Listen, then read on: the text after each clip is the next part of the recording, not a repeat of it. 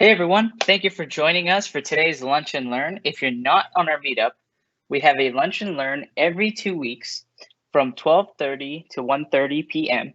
Search DevOps on meetup.com/groups, and we're the largest DevOps and cloud group in the DFW area. Today's topic is about data security in DevOps automation. We have two excellent speakers here today. Thank you for joining us for today's Lunch and Learn. If you're not on our Meetup, we have a Lunch and Learn every 2 weeks from 12:30 to 1:30 p.m. Search DevOps on meetup.com/groups, and we're the largest. Sorry, I think we have an echo here in the DFW area. Today's topic. So today we have two excellent speakers with us today. We have Diallo Gentry, who has over 20 years of experience in the information technology space, and he's been working on projects of varying complexity and has had projects in governance, architecture, third-party risk, vulnerability management, and application security. Our other speaker today is Nicolas Vautier. He's a software engineer with over 12 years of experience building enterprise and secure workplace collaboration tools. He has contributed and is listed as an inventor of patents for many policy enforcement and digital rights technologies.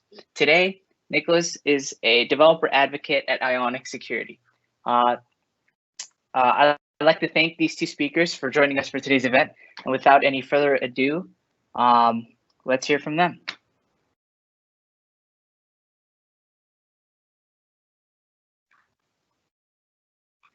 Diallo, if you want to unmute yourself.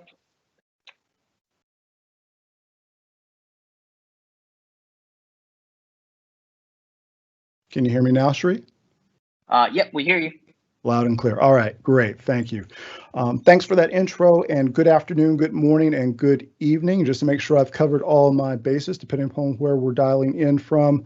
On behalf of Blake, Nicolas, and myself, we're glad that you could take some time to join us out of your busy day. And thank you to Invati for hosting the event. I'm Diallo Gentry, and for the next few minutes, I'm going to offer some observations, perspectives on data security as it relates to DevOps. As they say, we're just going to hit the peaks because there's a lot of depth and detail for this subject.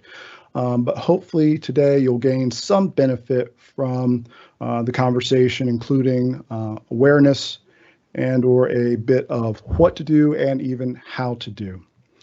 Before I dive in, let me just say a brief word about Ionic Security and Ionic Machina. Machina is a policy-based authorization engine that provides an increasingly cloud-first world with the ability to protect, control, and maintain visibility of your digital assets at machine scale through a programmatic interface. In short, it means that we help you implement your data protection requirements as code so you can implement those controls uniformly across your digital ecosystem. If you have questions or would like more information, any of the three of us, myself, Nick, or Blake, would be glad to help. But now, on to today's topic.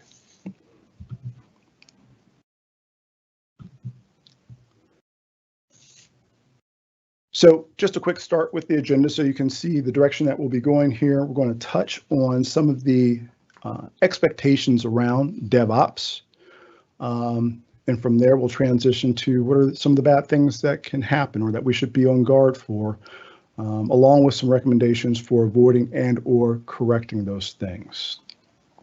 My colleague, Nicolas Vautier, is going to provide us with a demo today to show one method for protecting confidential information in the DevOps pipeline. And we'll also share some resources with you so you can replicate what you see here today. Obviously, at the end, we'll leave time for some questions. So I'm sure everyone has seen some version of this diagram, the DevOps flow. DevOps, this set of practices that reside with the IT organization that, when executed well, brings several benefits to our businesses, including faster time to market for our products, better customer experience, increased product quality, and the one that we hear frequently, the fail fast, fail safe. And much of the DevOps emphasis has focused on shortening the time between code to shipped product. But what's been interesting over the last several years is watching the definition of code expand from the traditional sense of source code as we often think.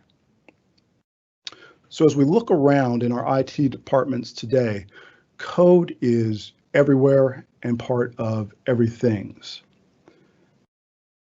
In many ways, this has always been the case. This has always been true, but with the prevalence of cloud and software-defined everything at this point, code is really taking center stage. So today, code is what it always has been and more. It's our source code that creates the products that many of our organizations offer, but it's also the configuration files and automation scripts that are responsible for defining and building the infrastructure on which a lot of that code runs today. So we're using code across a broad range of tools now, everything from Chef to Puppet to Terraform, Ansible, many, many others. I've represented just a few of those here, but please forgive me if you don't see your favorite tool because, again, there are a lot of these.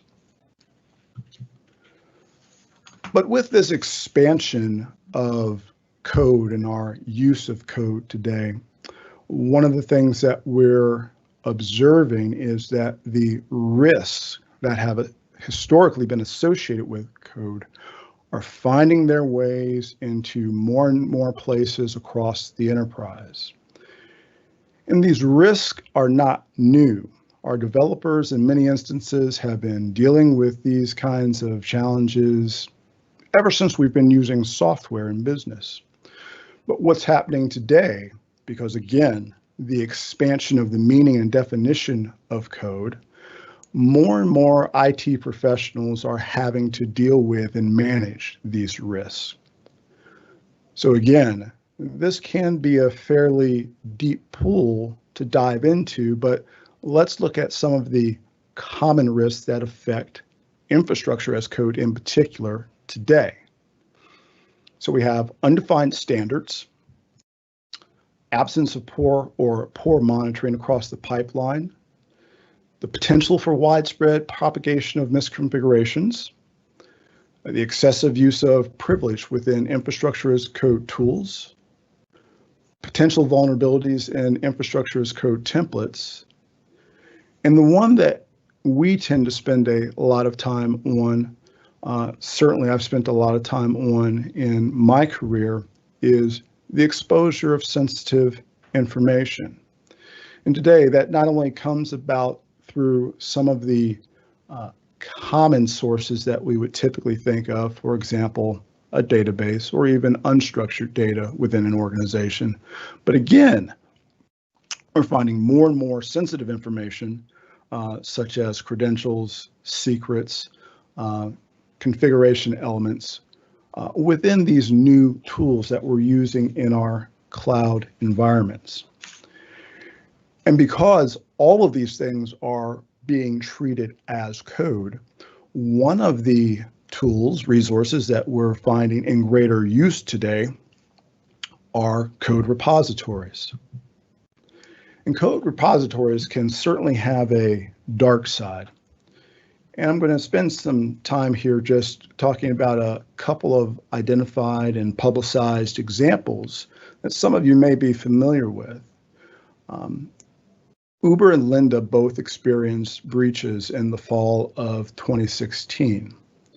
And when we go back and look at how those breaches occurred, what we will find at the center of that breach is GitHub and the fact that attackers gained unauthorized access into GitHub. Once there, they were able to search through, GitHub repositories, and in this case, they identified repositories for Uber and Lynda that contained AWS credentials. As a result of that, those attackers were then able to pivot and directly attack both Uber's and Lynda's AWS environments, resulting in the compromise of thousands, in the case of Uber, millions of user account records containing personal information of users for those organizations. Now, that's an impact to consumers, which is something all of us need to be terribly concerned about, because it's our consumers' data, our customers' data that we need to be protecting. But also, depending upon how organizations handle some of these events, there can be significant consequences for the organizations that suffer these attacks, as in the case of Uber. Unfortunately, part of their damage was self-inflicted because they did a poor job of reporting the breach at the time. From a monetary standpoint, that breach cost them $148 million and also requires them to submit to 20 years of privacy audits from the FTC, the Federal Trade Commission. Another more recent example, and I found this online just a few weeks ago, still revolving around GitHub, security researchers were actually able to identify GitHub repositories from which credentials and other sensitive information, in this case, medical health records, were leaking. And that could be due to either misconfigurations in those data stores themselves, or again, if credentials are exposed, then it opens the door for attackers to pivot and gain access to, unauthorized access to, those storage repositories.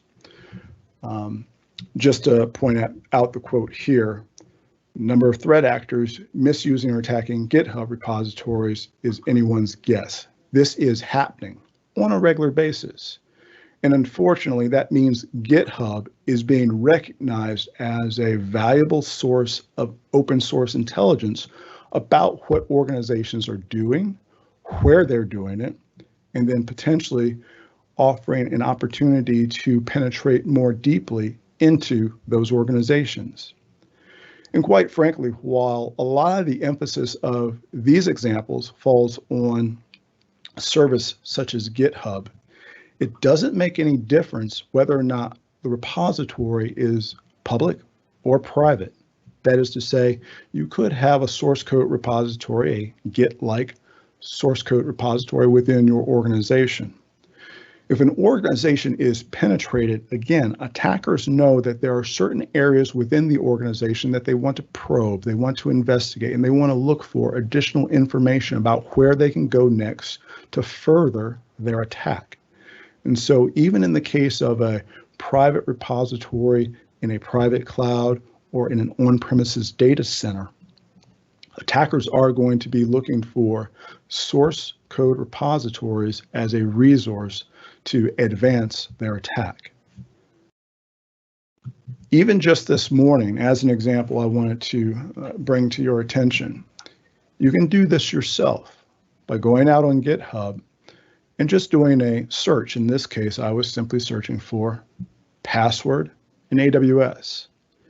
And here what you see is just a screenshot I've captured, blurring out the sensitive information, but someone is using an infrastructure tool, a DevOps tool, Ansible, very commonly used across many of our organizations.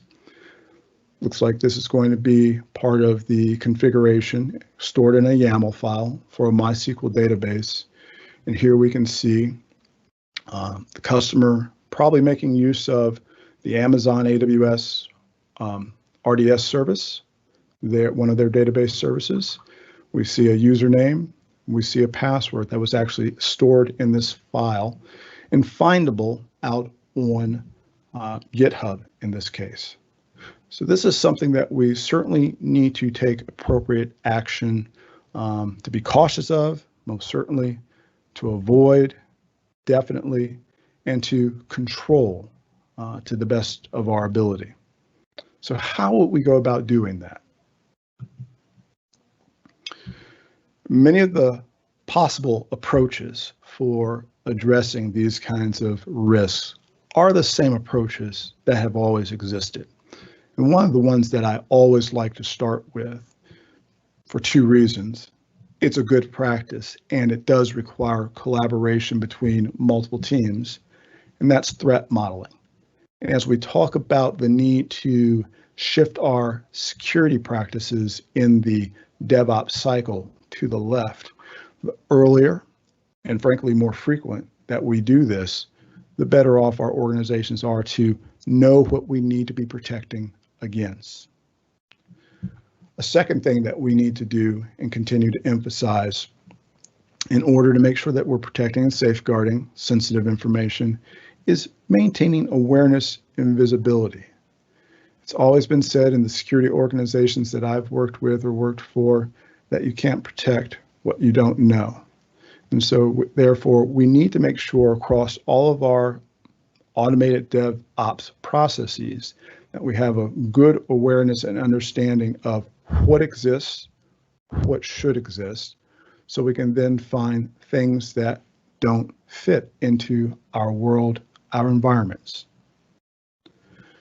From there, defining and enforcing standards as we make use of more of these tools that rely on infrastructure as code, code templates to deploy and build configurations in our environments, in the same way that we have always used scanning technologies to help us as a tool to improve our source code and to avoid the promotion of vulnerabilities out into production environments. We can also make use of the similar kinds of scanning technologies for our infrastructure as code components. Again, making sure that we don't deploy vulnerabilities into the environments from those templates. And then finally, thing that has always been true is protecting secrets and confidential information. Had a conversation with many a developer throughout my career where we ask them not to hard code information into code, hard code secrets into code. But sometimes with some of the tools that we're using today, this is I'll call it a necessary evil. There are ways to manage this, however, and we need to leverage and utilize those ways of managing these secrets in order to maintain the security of our environments. And that can either be removing those secrets or, in some cases, using tools like encryption to protect those secrets. I'm happy to say in that survey this morning, I was finding organizations out there in GitHub that are leveraging, utilizing secret managers for storing and protecting those secrets. My colleague Nick is going to actually share with us an approach for leveraging, utilizing encryption for protecting those secrets as part of the Git pre-commit check. So Nick, I'm going to stop my share here and hand things over to you. Okay, thank you, Diallo.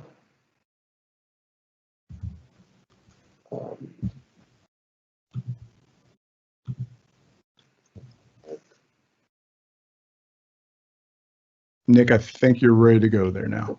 Yeah, you guys see my screen here? Yep, sending it live. Okay, so we'll be demonstrating how to use the machine platform to protect your CI/CD pipeline. Each of these terminal windows represents a repository on the pipeline. The starting point is this source repo is going to simulate a origin repository that could be hosted on a hosted service like GitHub, for example. We'll see it has a single commit, and then this top terminal will be the developer endpoint, and the one below it will be the Jenkins build server, which again could be hosted on a service like Circle CI.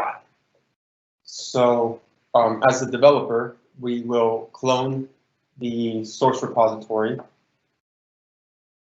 cd into it, and then we're going to be we're providing a check-in script that we'll do a deep dive into later. But we basically copy it into the repository, into the hooks subfolder of the repo, and set it as a pre-commit hook, meaning it'll execute each time a commit is added to the source code. So we also have to change the permissions so that Git can actually execute this bash script. And now on the build server side, we will once again clone the repo, cd into the repo, and here we'll set the post merge hook with another bash script that we'll provide, which is the checkout script.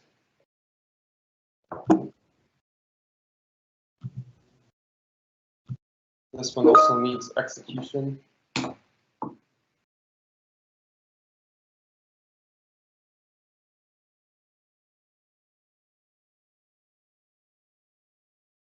So in this demo, the developer is going to check in a Google services.json file, which is basically a configuration file for Google's Firebase hosted service. So this copy basically copies it into the repo, into the working tree, I should say. If we do a status, we see it's added one file. We can, this is what the file looks like. It basically has several API keys that it needs to talk to the Firebase service.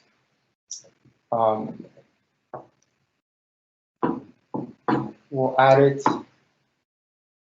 and commit.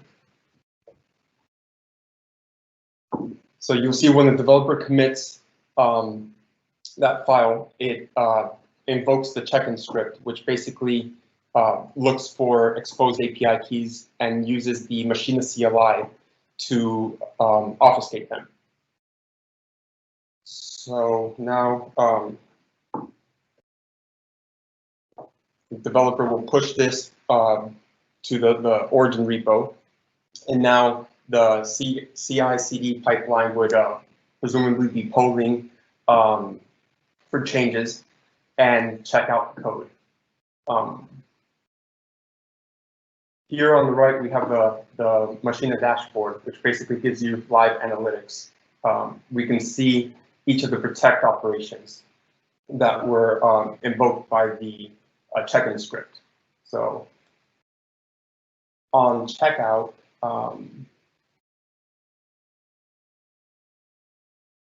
so down on the terminal below, we're simulating the Jenkins service that would poll and do a pull to build the code. So we'll see that it gets the new commit, and then the checkout script deobfuscates these API keys. On the dashboard, see shortly, but this is basically what the file will look like when it's checked out. So in the origin source repo hosted on GitHub, the keys are obfuscated. And then by the time it's checked out by the build server, it has the plain text key. So we can once again check the analytics, and then these are each of the key fetches to decrypt the API keys. What's interesting about Ionic and the Machina platform is, this is utilizing the CLI, but if your application that is actually being built by the build server, for example, actually uses the Machina SDKs, it could, in fact, skip this entire step where you can actually compile the obfuscated API keys into the application and deploy it with the obfuscated keys. And at runtime, the application can decrypt the keys as needed. So that would prevent even the hosted service that's building your application, even being able to potentially have access to your plain text API keys. So let me show.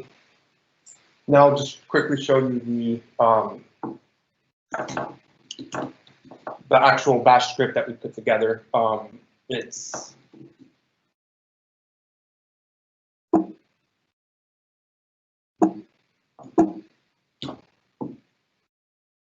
a fairly simple bash script, less than 40 lines. The actual invocation, it actually invocates the machine command line a single time. It's basically just parsing the file, the Google Services file with the Sept tool, and if it detects that it's a plain text API key, it'll just invoke the Machina CLI tool to obfuscate it, and then once again use Sept to replace the original with the obfuscate string.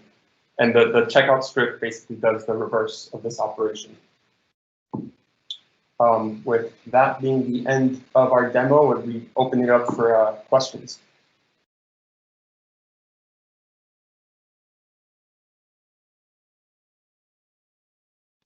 If anyone has questions, you can go ahead and put it in the live event Q&A on your right. Let's see. We do have a few questions here.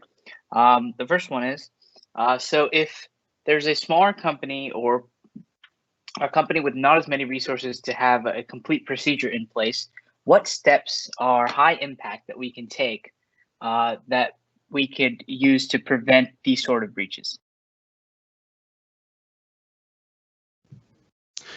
Yeah, no, that's a great question. I think the first step that we always have to start with is the definition of standards, right?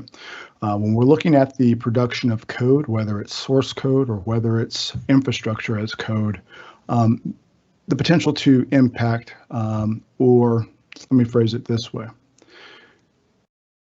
In order to achieve the desired outcomes, that is to say, avoiding a breach, there are a number of teams that should collaborate together: security, infrastructure and operations, and developers. All three have to be sitting around the table agreeing what it is that we need to do and achieve, and taking steps. How would we go about doing it? So for me, again, and I think generally speaking for most organizations, if you can start with threat modeling, making sure that you have a firm understanding of what is possible to happen, and then once you identify what is possible to happen, you can take steps to define checks and procedures that will help you to avoid those mistakes and those errors.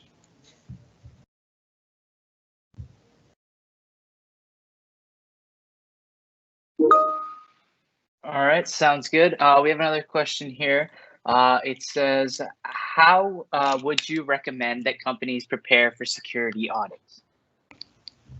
I've been through enough over the years myself. This is where logging and monitoring come in extremely handy. And the reason I say logging and monitoring is because of the fact that you want tools that are going to help you demonstrate that you are doing what the auditors are looking for, right? That's always the crux of an audit.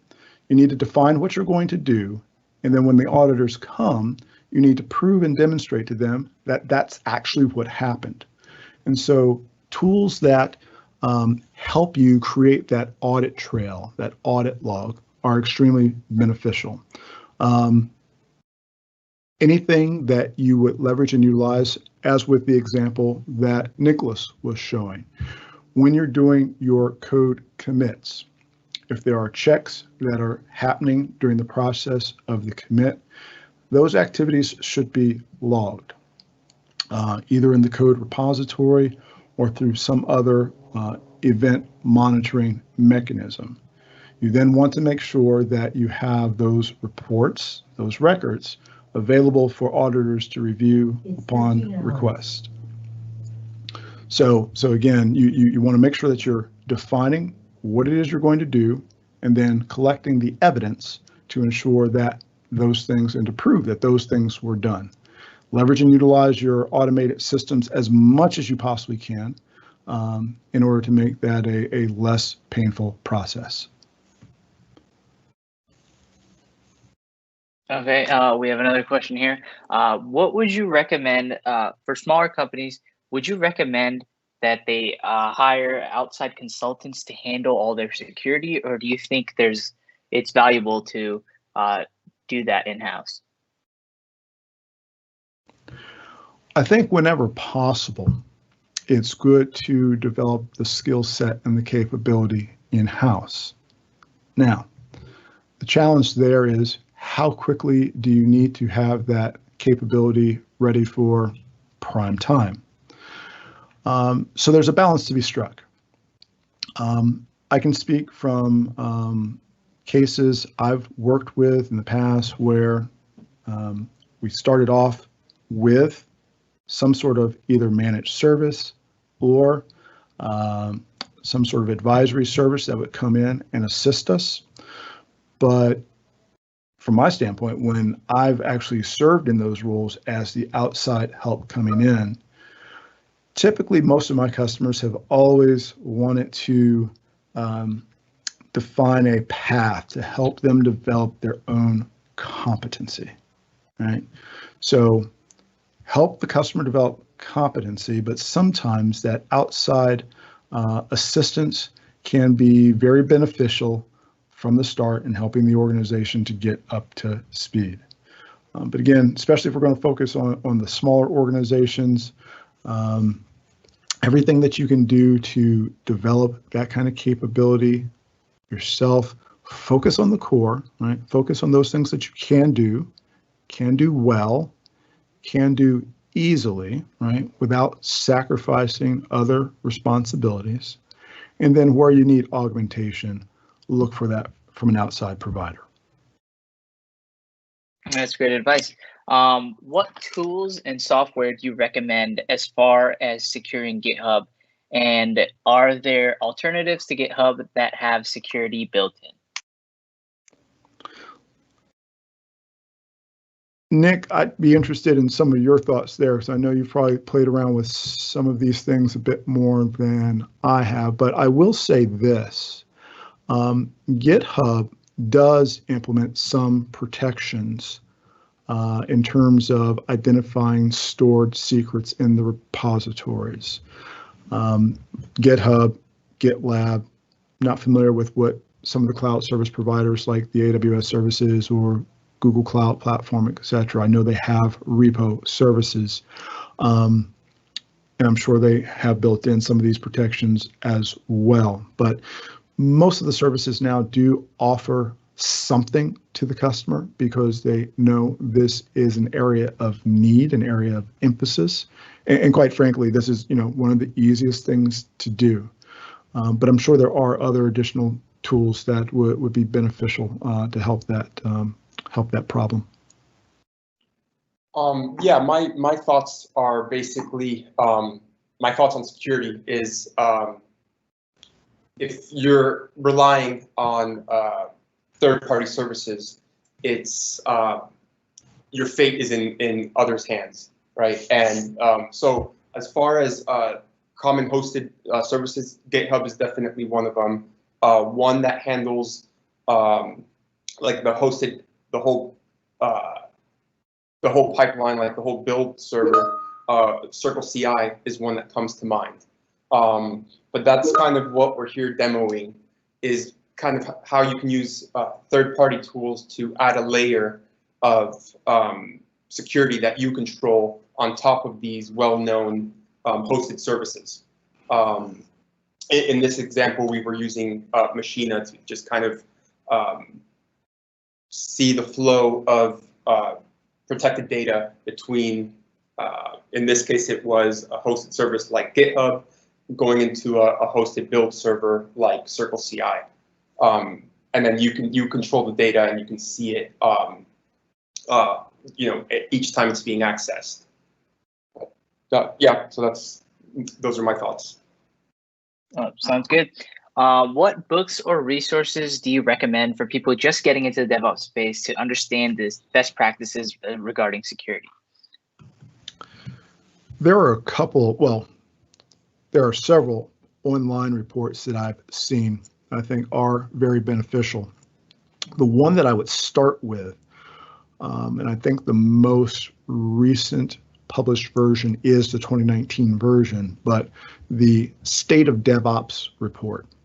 If I remember correctly, it's a collaboration between Puppet, Circle CI that Nick just mentioned, and at least one other organization that I can't recall off the top of my head.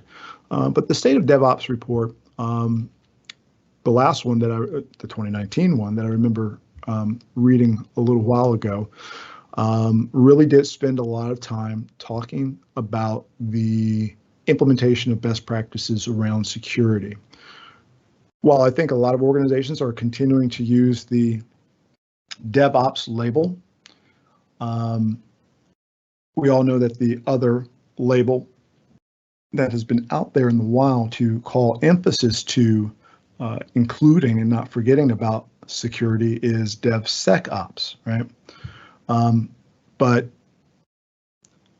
I go back and forth myself in terms of the use of those two labels. And I think today I tend to prefer the DevOps label by itself. Part of my rationale for that is the fact that, yes, we do want security to be an intrinsic part of both the development and the operational practice.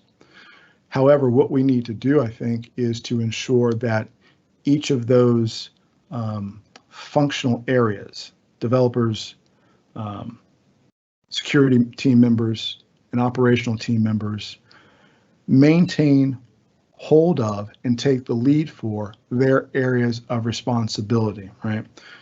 Security professionals aren't going to really be able to tell a developer how to write the code. A developer can't keep up with everything necessary to keep that code secure. And the operations guys and gals are always dealing with, something unexpected, right? So everybody has their own wheelhouse to manage all the time. It's the collaboration of those three together, sitting around the table, working in partnership, that I think really brings out the benefit of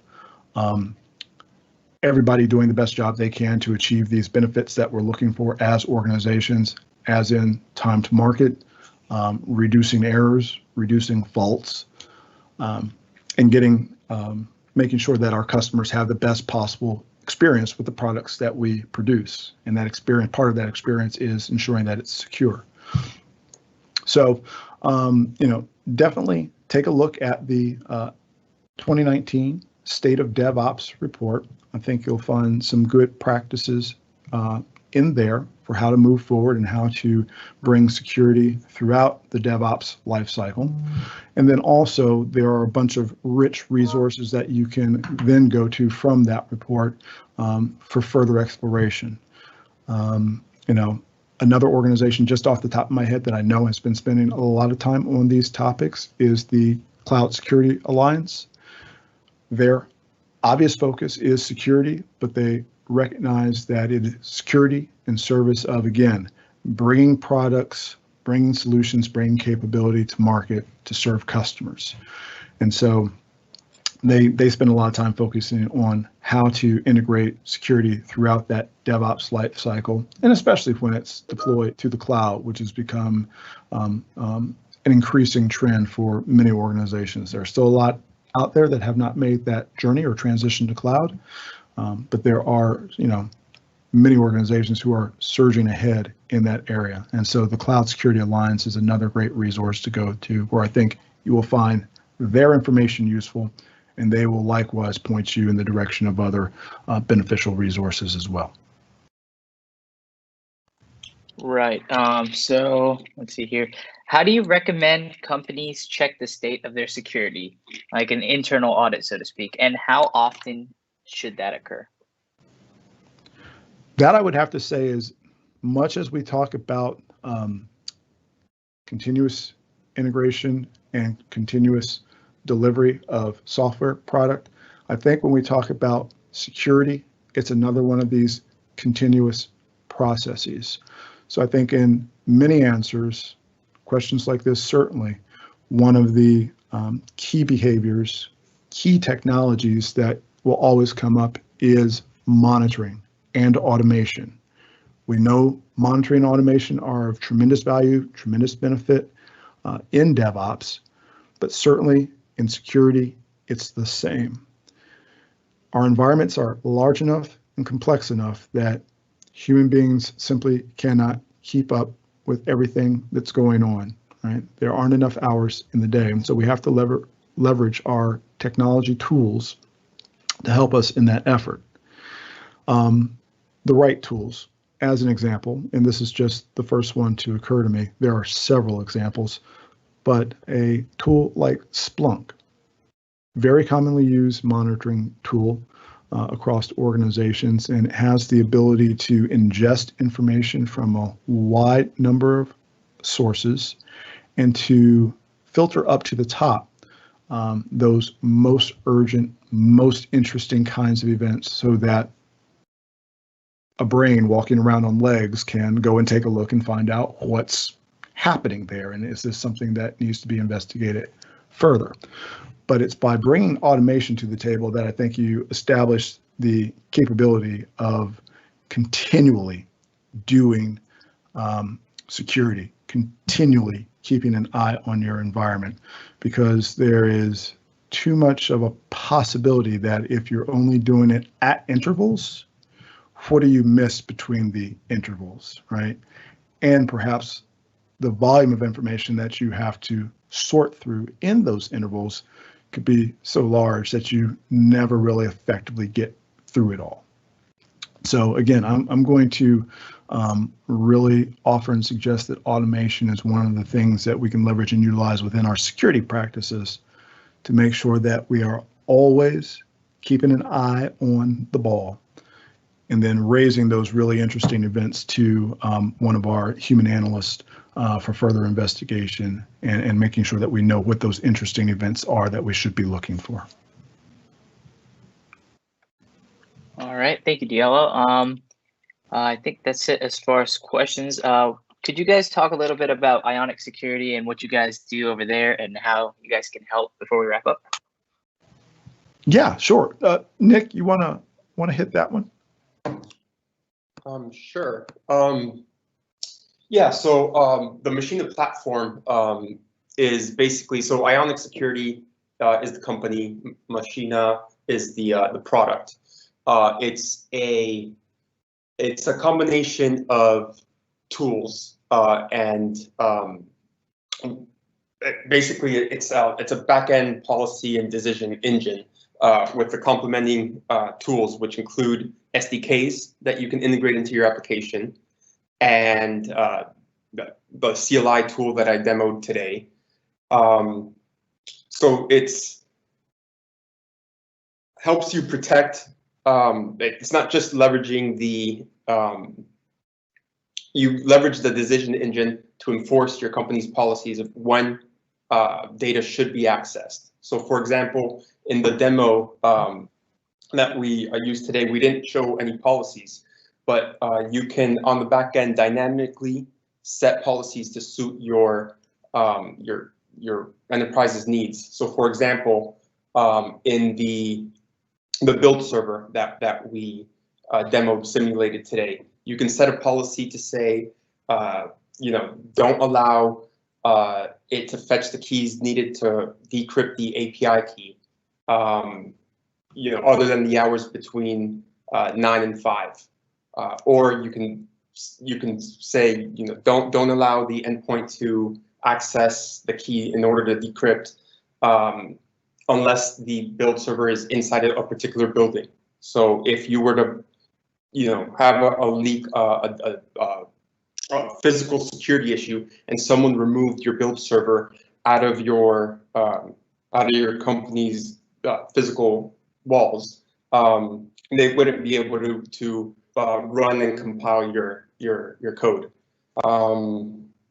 That's it in a nutshell. I don't know, Diallo, if you want to add to that. Yeah, I suppose I'll probably tackle into what we've been discussing here today, that idea of code.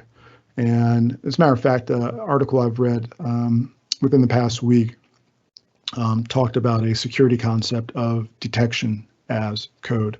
And that's not what Ionic does. It's not what Machina is for, but it's just the notion of even security is finding its way to express itself in terms of code.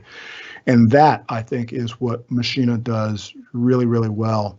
One of my customers is a large financial services organization, and hopefully many of you on the call today might appreciate this. We know that there are always defined policies and standards, for example, how you handle data of varying classification or sensitivity within an organization. And when I used to work in financial services, I mean, we literally had volumes of policies and standards that told us how we were supposed to do that. The challenge was always the fact that we could never provide any technical means of enforcement.